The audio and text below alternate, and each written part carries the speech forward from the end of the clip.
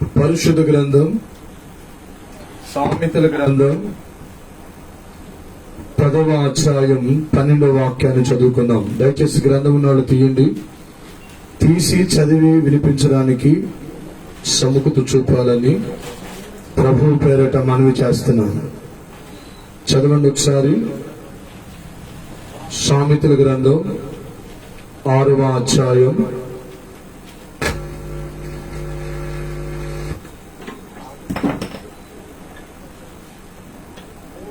కనపడలేదా?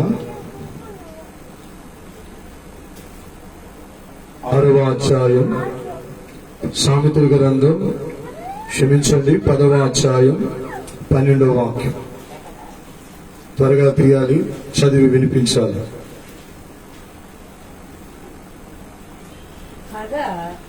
పగ కలహమును రేపును, ప్రేమ దోషములన్నిటినీ కప్పును. గమనించండి, దేవుని వాక్యంలో ప్రజల మధ్య కలహాలు తెచ్చే పనులేంటి? ఈ రోజు నేను మీతో చెప్పాలనుకున్న మాట కలహాలు, జగడాలు. అసలు కలహాలు రావడానికి కారణాలేంటి? ఒకరొకరి మధ్య జగడాలు రావడానికి అసలు కారణాలేంటి? పగలతో, ప్రతీకారాలతో నేరస్థాపన, నేరాలు చేసే విధానంతో మాట్లాడే విధానం ఏంటి?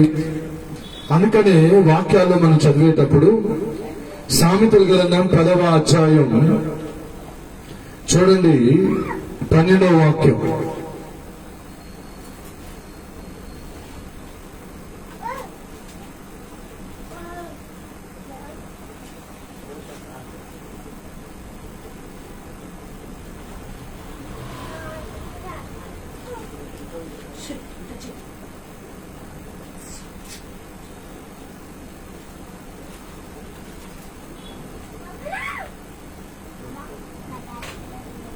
పగ కలహమును రేపును అంటే పగట కలహాన్ని రేపుతుంది. వాక్యం వినాలి. పిల్లల్ని ఆడించేవాళ్ళు ఆడించుకుంటారు. వాక్యానికి ఎందుకు వచ్చారో, సన్నిధికి ఎందుకు వచ్చారో చదివి రాగలిగిన వారు, వచ్చిన వారు మీ పరిశుద్ధ గ్రంథాలు తీసి చదవాలి. పిల్లలతో ఆటలు, ఈ వ్యవహారాలు ఆడాలంటే మీరు ఇళ్ళ దగ్గర వెళ్ళి ఆడుకోవచ్చు. ఇది దేవుని సన్నిధి అనేది గుర్తించాలి. పిల్లలు గమనించండి, పగ కలహాన్ని రేపుతుంది. ఒక వ్యక్తి మీద పగ ఎందుకు వచ్చింది? పగలో ప్రతీకారాలు తీర్చుకోవాలనే విధానాలు ఎందుకు వస్తాయి? తోటి వ్యక్తికి మనపూర్వకంగా వందనాలు ఎందుకు చెప్పలేకపోతున్నావు? తోటి వ్యక్తితో నువ్వు సంతోషంగా ఎందుకు కలవలేకపోతున్నావు? అంటే ఆ వ్యక్తి మీద నీ లోపల ఎక్కడో పగ ఉంది. అందుకని బలారాధన తీసుకునేటప్పుడు చాలా మంది వారి యొక్క తప్పిదాలు ఒప్పుకుంటా, సరి చూసుకుంటా సేవకులు అంటారు, ఇదిగో మీ పక్కన వాళ్ళకి మీ కరచలం సేకరణ ఇవ్వండి, అందరినీ మీరు పలకరించండి. కొంతమంది పలకరించరు, కొంతమంది వారితో మాట్లాడరు. కారణాలు ఏంట్రా అంటే లోపల ఏదో ఒక పగ మాత్రం వాళ్ళలో ఉంది. అందుకనే వాక్యం అంటుంది, పగ ఏమి రేపుతుందట? కలహాన్ని రేపుతుంది. ఈరోజు నీలో పగ ఉన్నట్లయితే కలహానికి నువ్వు కారకుడు అవుతావు. పగలు నీలో ఆ పగను తీర్చుకోవాలనే ఆలోచన నీ మనస్తత్వంలో ఉన్నట్లయితే దాని ద్వారా నువ్వేం తెచ్చుకుంటావు అంటే పగ ద్వారా కలహాలు తెచ్చుకుంటావు, ఎప్పుడు గొడవలు తెచ్చుకుంటావు, ఎప్పుడు జగడాలు తెచ్చుకుంటూ ఉంటావు. అందుకని పరిశుద్ధ గ్రంథం సామెతల గ్రంథం 13వ అధ్యాయం 10వ వాక్యం చదవాలి, త్వరగా చదవాలి. సామెతల గ్రంథం 13వ అధ్యాయం 10వ వాక్యం. గర్వము వలన జగడము పుట్టును అంటే గమనించండి, జగడము వలన అంటే గర్వం వలన ఏం పుడుతుంది? జగడం పుడుతుంది. నీలో ఏ రకమైన గర్వం ఉందో, డబ్బు గర్వం ఉందా, అంత గర్వం ఉందా, బలగం అనే గర్వం ఉందా? ఏ గర్వాన్ని బట్టి గర్వంతో విర్రవీగుతున్నావో ఆ గర్వాంతుల గురించి వాక్యంలో రాయబడిన మాట 13వ అధ్యాయం 10వ వాక్యంలో, గర్వము వలన జగడము పుట్టును అంటే నీలో గర్వం ఉంటే జగడాలు పుడతాయి, నీలో పగ ఉంటే కలహాలు పుడతాయి. మరి పరిశుద్ధ గ్రంథంలో అదే సామెతల గ్రంథం 28వ అధ్యాయం 25వ వాక్యంలో పేరాస గలవాడు, ఈ పిసినారి సంఘానికి ప్రెసిడెంట్, ఈ ప్రెసిడెంట్ గారికి ఏమవుతుంది? కలహాలు రేపుతూ ఉంటాడు. ఎప్పుడు పేరాస. చచ్చిపోయినోడు ఆ నెత్తి మీద ఉన్న రూపాయి కూడా తీసుకోకుండా వదిలిపెట్టడు. ఆ పేడలో ఉన్న ఆ రూపాయిని కూడా వదిలిపెట్టడు. పేరాస. వెనకెళ్ళి ఏం వేస్తావు? ఈ పేరాస గలవాడు చదువు. పేరాస గలవాడు ఏమి రేపుతున్నాడు? కలహాలు రేపుతున్నాడు. జాగ్రత్త. ప్రతి విషయంలో పేరాసే. నీలో ఏ పేరాస నీలో ఉన్నట్లయితే దాని ద్వారా ఏమి జరుగుతుందట? నీ కుటుంబంలో లేక నీ వ్యక్తిగత జీవితంలో ఏమి జరుగుతుంది? జగడాలు జరుగుతూ ఉంటాయి. కోపం నీలో ఉంటే జగడాలు జరుగుతూ ఉంటాయి. పగ నీలో ఉంటే జగడాలు జరుగుతూ ఉంటాయి. గర్వం నీలో ఉంటే ఎప్పుడు దెబ్బలాట్లు జరుగుతూ ఉంటాయి. అందుకని వాక్యం ఉంటుంది, కలహాలు జగడాలకు కారణం ఏంటి? ఒకటి పగ, రెండోది గర్వం, మూడోది పేరాస. ఏ గుణాలు నీలో ఉన్నాయో ఈరోజు నువ్వు తెలుసుకోవాలి. నీలో ఏ గుణము ఉండకూడదో అర్థం చేసుకోవాలి. రేపు ప్రభు బలలో పాల్గొని నీవు ముందుగానే ప్రభు దగ్గర శుద్ధీకరణ చేయబడాలి. నీలో ఏ పగకి, ఏ అహంకారానికి, ఏ గర్వానికి, ఏ యొక్క మూర్ఖత్వానికి నీలో చోటు ఉండటానికి వీలు లేదు. అందుకని పరిశుద్ధ గ్రంథంలో చదువుతున్నట్లయితే సామెతల గ్రంథం 16వ అధ్యాయం 26వ వాక్యంలో రాయబడింది, మూర్ఖుడు కలహమును పుట్టించున్నాడు. మూర్ఖుడు వాడు ఎంత మూర్ఖుడంటే పిల్లలని కాదు, భార్య అని కాదు, కుటుంబం అని కాదు, అన్నదమ్ములని కాదు, అక్క చెల్లెలని కాదు, ఒక మూర్ఖత్వం కలిగి జీవిస్తూ ఉంటాడు. ఆ మూర్ఖుల వలన కూడా ఏం పుడుతున్నాయట? చదవాలి వాక్యాన్ని. మూర్ఖుడు కలహమును పుట్టించును. అంటే మూర్ఖుడుకున్న లక్షణమే ఎప్పుడు ఎవరు తన్నుకుంటారా, ఎప్పుడు దెబ్బలాడుకుంటారా, ఎప్పుడు కొట్లాడుకుంటారా, ఎప్పుడు బజార్ల మీద పడిపోతారా, ఎప్పుడు కొట్టుకున్నామా, తన్నుకున్నామా, తనే ఆ యొక్క దుర్మార్గం కలిగిన తత్వం కలిగిన వాడు మూర్ఖుడు. మూర్ఖుడు ద్వారా ఏమి జరుగుతుందట? కలహము రేగుతుంది. ఈరోజు ఆ మూర్ఖత్వానికి నీలో స్థానం ఉండటానికి వీలు లేదు. నీలో గర్వం ఉండటానికి వీలు లేదు. నీలో పగ ఉండటానికి వీలు లేదు. నీలో పేరాసతత్వం కలిగిన జీవితం నీలో ఉండటానికి వీలు లేదు. వీటి వల్ల జగడాలు వస్తున్నాయి, వీటి వల్ల దెబ్బలాట్లు వస్తున్నాయి, వీటి వల్ల కొట్లాట్లు జరుగుతున్నాయి. ఆ విధానం నీలో నుంచి దూరమగులు గాక. అందుకని మీరు చూడండి, రాత్రికాలం మనం చదివిన వాక్యాల్లో వాడు తన తమ్ముడైన హేబేలుతో మాట్లాడుతూనే వారి యొక్క మాటలు వీడికి నచ్చట్లా. అంటే తమ్ముడు అర్పణ దేవుడు అంగీకరించాడు, వారి యొక్క అర్పణ దేవుడు తీసుకున్నాడు. వీడు తన సహోదరుడి మీద పగబట్టి వాడు వెనువెంటనే వాడు మీద పడి వాడిని చంపాడు. అందుకు భయంకరమైన దోషాన్ని కయ్యాను అనుభవించాడు. ఈరోజు నీ దైనందిన జీవితంలో నీలో పగకు గాని, గర్వానికి గాని, మూర్ఖత్వానికి గాని, పిసినారి తత్వానికి గాని, పేరాస తత్వముకు గాని నువ్వు నీ హృదయంలో చోటు ఇవ్వడానికి వీలు లేదు. ఒకవేళ నీ హృదయంలో వాటికి ఏమైనా స్థానం ఉన్నాయేమో ఈరోజు నువ్వు పరీక్షించుకోవాలి. నమ్ముతున్నాను అన్నవాళ్ళు గట్టిగా చెయ్యొద్దు, ఆమె చెప్పండి. సామెతల గ్రంథం 23వ అధ్యాయం త్వరగా చదవాలి. 23వ అధ్యాయం 29వ వాక్యం, 29వ వచనం, 30వ వచనం. చక్కటి మాటలు రాస్తున్నాయి.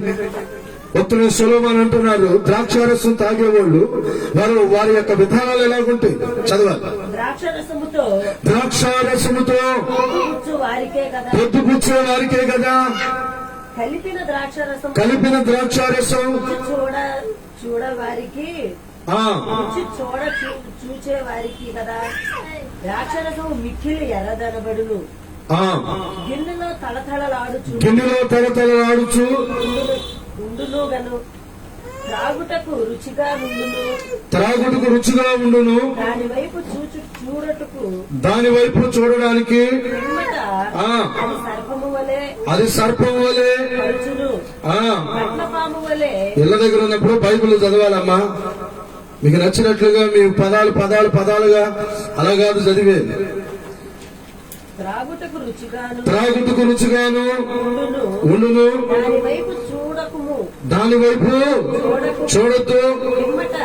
పిమ్మట అది సర్పం వలె ఖర్చును కట్ల పాము వలె కాటువేయును.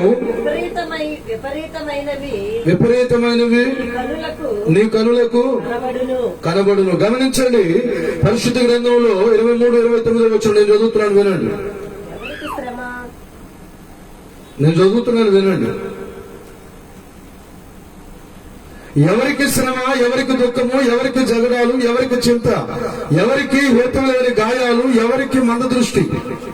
ద్రాక్షారసముతో పొద్దుపుచ్చు వారికే కదా, కలిపిన ద్రాక్షారసము రుచి చూడగా చేడు వారికే కదా. ద్రాక్షారసము మిక్కిలి ఎర్రనబడును, గిన్నెలో తరతరలాడుచుండను, త్రాగుటకు రుచిగా నుండును, దాని వైపు చూడకము, అది పిమ్మట నిన్ను సర్పం వల్లే కరుచును. అంటే ఏంటి? ఎవరికి శ్రమ? ద్రాక్షారసం తాగాలి, ముందు తాగాలి, బీరు తాగాలి. కొంతమంది అదే మొత్తులో ఉంటారు. ముందెందుకు తాగుతున్నారు? వాడుకున్న బాధ మర్చిపోవడానికి తాగుతున్నాడు అంట. భార్య పెట్టే టార్చర్ తట్టుకోలేదు. ఒక్కొక్కడు చెప్తా ఉంటాడు, నేను నీ కోసమే తాగుతున్నా, నీ కోసమే ఇలా తాగుతున్నా. ఎందుకు తాగుతున్నావయ్యా? ఎందుకు తాగుతున్నావు? మా ఆవిడ నాతో మాట్లాడట్లేదు, అందుకే తాగుతున్నా. మళ్ళీ ఎందుకు తాగుతున్నా? మా ఆవిడ నాతో మాట్లాడుతుంది, కోపంగా మాట్లాడుతుంది, అందుకే తాగుతున్నా. తాగుబోతాడికి ఒక రీజన్ లేదు. తాగాలి తాగాలి, కొంపలు నాశనం చేయాలి, తాగాలి తాగాలి, కుటుంబంలో దెబ్బలాడుకుంటా ఉండాలి, తలకాయలు పగిలిపోతా ఉండాలి, పిల్లల చదువులతో, కుటుంబ వ్యవస్థతో, భార్య ఎన్నో వాక్యలు, ఇటువంటి ఏమి పని పాటు తప్పినట్టుగా కుటుంబ వ్యవస్థను విచ్చలవిడిగా నాశనం చేసేదేంటో తెలుసా? అందుకని ఈ వాక్యాల్లో మనం చదువుతున్న లేఖనాలు చక్కగా రాయబడింది. ఎవరికి శ్రమ, ఎవరికి దుఃఖము, ఎవరికి జగడాలు, ఎవరికి చింత.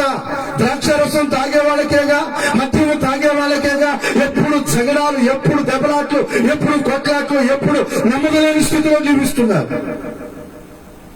అది తాగేసి అరిచేస్తాడు, బేభత్సంగా రచ్చగా చేసేస్తాడు, నా అంతతో లేడు అంటాడు. కానీ ఎవరికి శ్రమ? తలకాయలు పగలు కొట్టుకుంటాం, చేతులు పగలు కొట్టుకుంటాం, వీలైతే చేతులు బ్లేడ్ పెట్టుకుని చేతులు కోసుకుంటూ ఉంటాం. నేను అలైపోతాను, ఇదైపోతాను అని భయపెడితే బ్రతుకుతూ ఉంటాం. ఎవరికి శ్రమ, ఎవరికి దుఃఖం, ఎవరికి జగడాలు, ఎవరికి చింత? ద్రాక్షారసము పొందుపుచ్చుకునే వారికే కదా.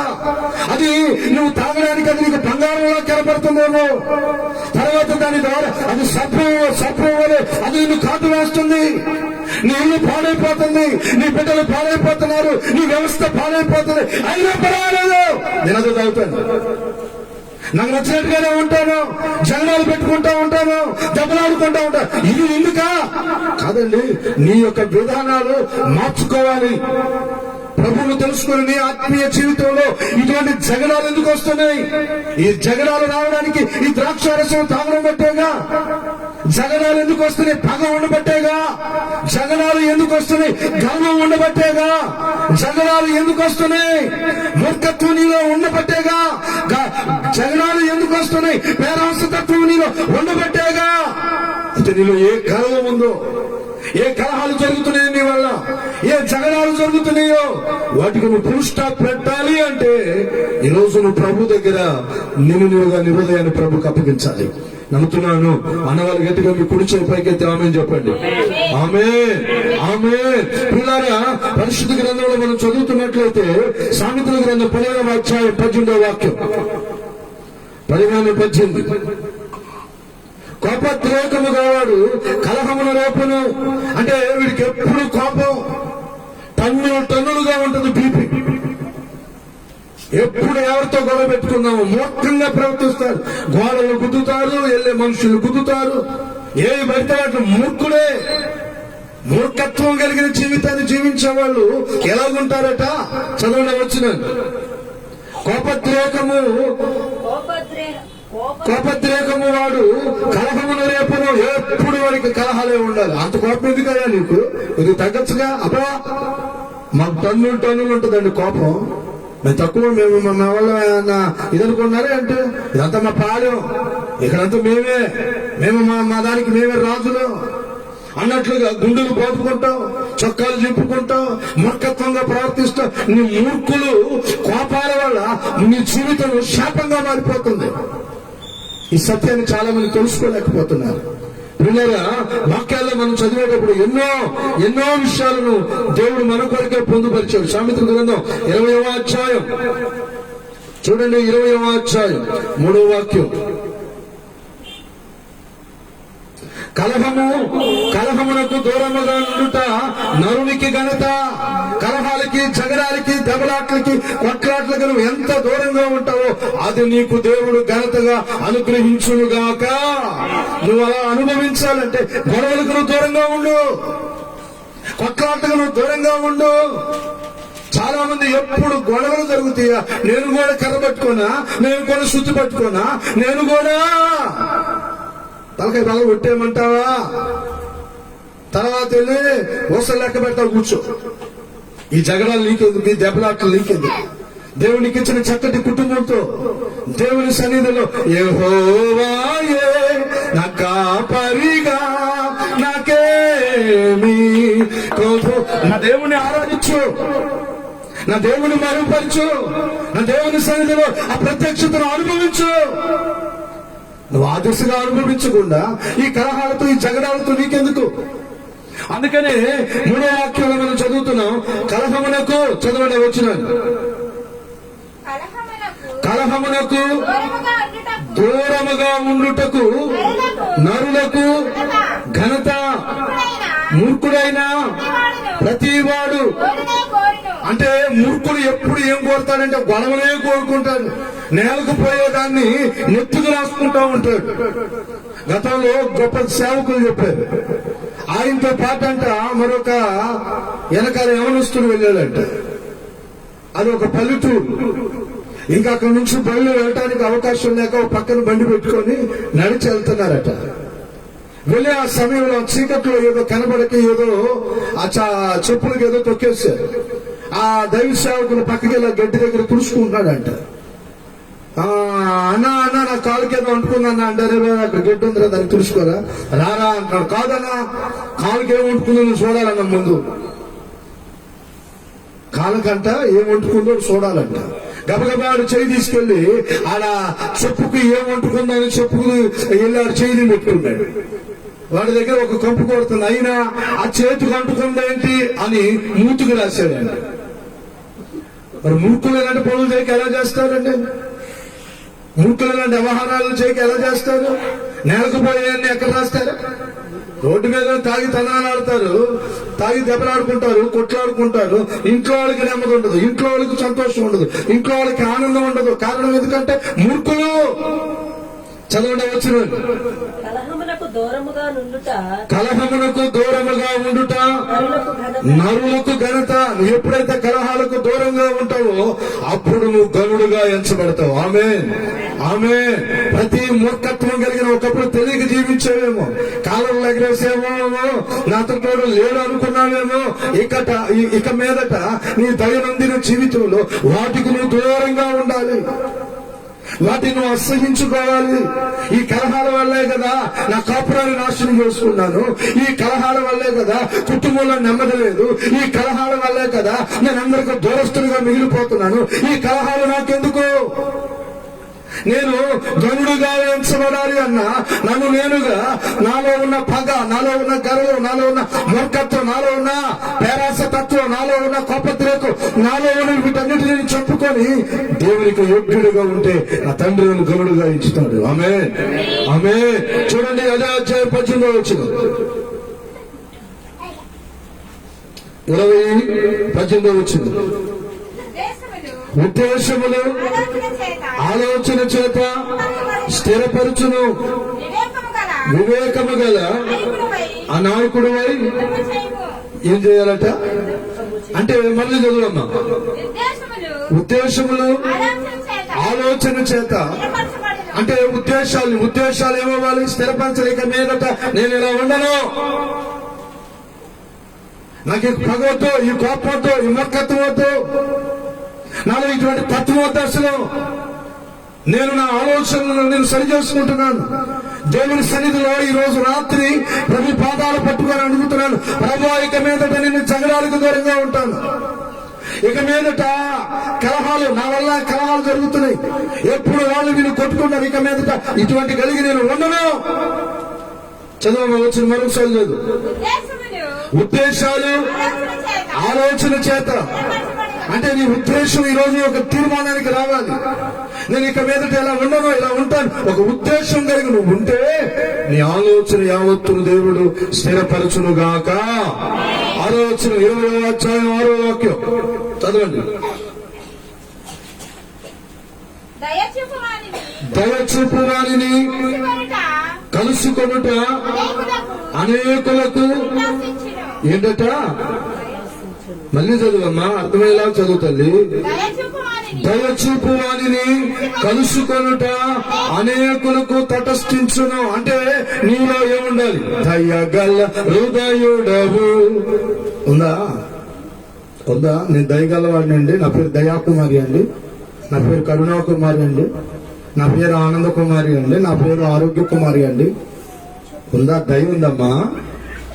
పేరులో ఉంది దయ, కానీ ఎప్పుడు చూసినా కోపం కోపం. పేరులో ఉంటది కరుణా సంపన్నుడా. ఒక ఆవిడ అంటున్నారు, నా పేరులోనేగా పాట కట్టించాడు అయ్యోరు అబ్బా. కానీ ఆ పేరుకు తగ్గట్టున్నావా? ఆ పేరుకు తగ్గట్టున్నారా? ఒక ఆవిడ ఆరోగ్యమ్మ, అసలు ఆవిడకి ఎప్పుడు చూసినా నీరసం. అయ్యా నేను ఎలాగ ఇవ్వదరానయ్యా నాకేమో. ఏంటి పేరేమో ఆరోగ్యమ్మ, కాబట్టి ఎప్పుడు ఆరోగ్యంగా ఉండదు. ఒకడేమో కండలు కొండలు రావు అంటాడు. అదే కండలేమో ఉండవు, పేరు మాత్రం కండలు కొండలు రావు. ఒక్కొక్కరి పేర్లు ఎంత వింతగా ఉంటాయండి పిల్లరా. వాక్యాలు మనం చదివేటప్పుడు ఆ చక్కటి మాట ప్రభు అంటున్నారు, సొలొమోను భక్తులు అంటున్నారు మనతో ఏమని? దయచూపు వారిని కలుసుకొనుట అనేకులకు. నువ్వు దయగలిగి ఉన్నావా? నిన్ను అనేకులు వచ్చి కలుసుకుంటారు, అనేకులు నీతో సంప్రదిస్తారు, అనేకులు నీతో మాట్లాడతారు. కనుక నేను కోపానికి జగడాలకి దూరంగా ఉంటాను అన్న వాళ్ళు గట్టిగా మీ కుడి చెయ్యి ఎత్తి ఆమేన్ చెప్పండి. గట్టిగా ఆమేన్ చెప్పండి. అందుకనే చివరిగా సామెతలు 26వ అధ్యాయం 20వ వాక్యం 26 కట్టెలు లేని ఎడల చదువు. కట్టెలు లేని ఎడల అగ్ని ఆరిపోవును. కట్టెలు లేని ఎడల అగ్ని ఆరిపోవును. కొండెగాడు కొండెగాడు లేని ఎడల జగడము వా. చల్లారును. చూసారా? కట్టెలు లేకపోతే మళ్ళీ చదవండి. కట్టెలు లేని ఎడల కట్టెలు లేని ఎడల పొయ్యిలో మంట. పొయ్యిలో మంట ఆరిపోవాలంటే ఏముండకూడదు? కట్టెలు ఉండకూడదు. అదే మళ్ళీ చదవండి అర్థమయ్యేలాగా. కట్టెలు లేని ఎడల కట్టెలు లేని ఎడల అగ్ని ఆరిపోవును. అగ్ని ఆరిపోవును. కొండెగాడు లేని ఎడల కొండెగాడు లేని ఎడల జగడము చల్లారును. జగడం ఏమైపోద్దట? చల్లారిపోద్ది. అంటే కట్టెలు లేకపోతేనేమో పొయ్యి ఆరిపోద్ది, గొడవలు పెట్టేవాళ్ళు లేకపోతే అక్కడ ప్రశాంతంగా ఉంటది. ఆమేన్ ఆమేన్ అందరూ ఆమేన్ చెప్పండి. అంటే ఇప్పుడు నువ్వు కొండగాడుగా జగడాలు పెట్టేవాడుగా, చిన్న నాలుక అడవినే ఎక్కువ పత్రికలు అంటాడు, చిన్న నాలుక అడవిని తగలబెట్టేసి. నువ్వు తగలబెట్టే తత్వంలో ఉన్నావా? కుటుంబాలు నాశనం చేసే తత్వంలో ఉన్నావా? నీ వల్ల జగడాలు జరుగుతున్నాయా? నీ వలన కలహాలు జరుగుతున్నాయా? అయితే ఈరోజు ప్రభుని అడుగు, వీటికి నా ఇల్లు నేను దూరంగా ఉండాలి. ఆమేన్ ఆమేన్ ఆమేన్. చూడండి, పరిశుద్ధ గ్రంథాల్లో మనం చదివేటప్పుడు సామెతల గ్రంథం 17వ అధ్యాయం 9వ వచనం త్వరగా. ప్రేమను వృద్ధి చేయగల వారు ప్రేమను వృద్ధి చేయగోరు వారు తప్పిదములు దాచిపెట్టును. జరిగిన సంగతిని మాటి మాటికి ఎత్తువాడు. మిత్రభేదము చేయును. అంటే జరిగిన దాన్ని మాటి మాటికి ఎత్తువాడు ద్వారా కూడా గొడవలు జరుగుతాయి. జరిగింది ఏదో జరిగిపోయింది, వాటిని ఎత్తుకోవడం వల్ల జగడాలు తప్ప కలహాలు తప్ప మరి ఏమైనా ఉంటాయి అంటారా? అంటే చాలా మంది జరిగిన వాటిల్ని జ్ఞాపకం చేసుకుంటా, ఆ సంవత్సరంలో వాళ్ళు అలా చేశారుగా, పలానా సమయంలో వాళ్ళు ఇలా చేశారుగా, అని వాటిని అనుకుంటానే వారి జీవితాల్లో ఏం తెచ్చుకుంటున్నారు? జగడాలు తెచ్చుకుంటున్నారు. అందుకనే వాక్యం ఉంటుంది, కలహాలకి జగడాలకి నువ్వు దూరంగా ఉండాలి.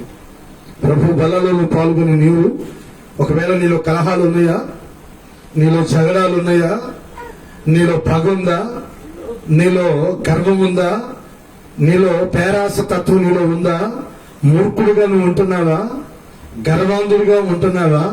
మరి నువ్వు ఎలా ఉంటున్నావు? నీ మాటలు దయగలిగిన మాటలుగా ఉన్నాయా, లేక నీ మాటలను బట్టి పొయ్యిలో మంట లేకపోతే పొయ్యి అలా చల్లారిపోద్దు, అక్కడ కుండిగాడు లేకపోతే ఆ మంట కూడా అలానే ఆగిపోద్ది. నీ ఆత్మీయ జీవితంలో ఆ తత్వం నీలో ఉన్నట్లయితే అది నీకు మేలు కాదు, అది నీకు దీవెన కూడా కాదు, అది నీకు ఆశీర్వాదం కూడా కాదు. అందుకనే వాక్యాన్ని వింటున్న సహోదరి సహోదరులారా, పరిశుద్ధ గ్రంథంలో మనం చదివేటప్పుడు చూడండి, సామెతల గ్రంథం, క్షమించండి, పరిశుద్ధ గ్రంథం యాకోబు పత్రిక 4వ అధ్యాయం 1వ వాక్యం త్వరగా చదవండి, నేను ముగిస్తున్నాను.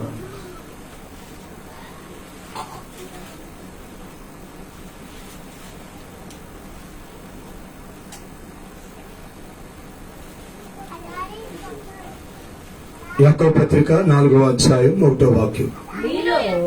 మీలో యుద్ధములను పోరాటములను దేని నుండి కలుగుచున్నవి?